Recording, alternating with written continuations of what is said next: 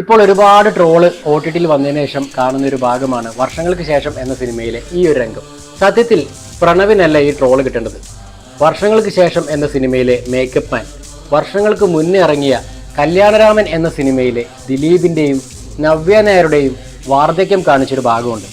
കാലഘട്ടം ഇത്ര മാറിയിട്ടും ഒരു മുഖം കിട്ടിയിട്ട് അതിനെ വാർദ്ധക്യം പോലെ രൂപമാക്കാൻ ഒരു മേക്കപ്പ് മാൻ സാധിച്ചിട്ടില്ലെങ്കിൽ അത് അയാളുടെ കുറവ് മാത്രമാണ്. ഈ ഒരു സീനുമായിട്ട് ലാലേട്ടൻ്റെ ദേവദൂതൻ എന്ന എക്സ്ട്രാ ഓർഡിനറി മലയാള സിനിമ വേണ്ട രീതിയിൽ വിജയിപ്പിക്കാത്ത ആ ഒരു ബ്രില്യൻറ്റ് മൂവിയുമായിട്ട് ഇപ്പോൾ കമ്പയർ ചെയ്യുന്നുണ്ട്. ഈ ഒരു 40-45 വർഷത്തിനിടയിൽ ലാലേട്ടൻ്റെ കൂടെ ഉണ്ടായിരുന്ന മറ്റ് സൂപ്പർ സ്റ്റാറുകൾക്ക് പോലും ഈ ഒരു സംഭവം ചെയ്യാൻ സാധിക്കില്ല. പിന്നെയാണോ പ്രണവ് മോഹൻലാലിന്? അയാൾ സംഗീതത്തിൻ്റെ രാജാവാണ്.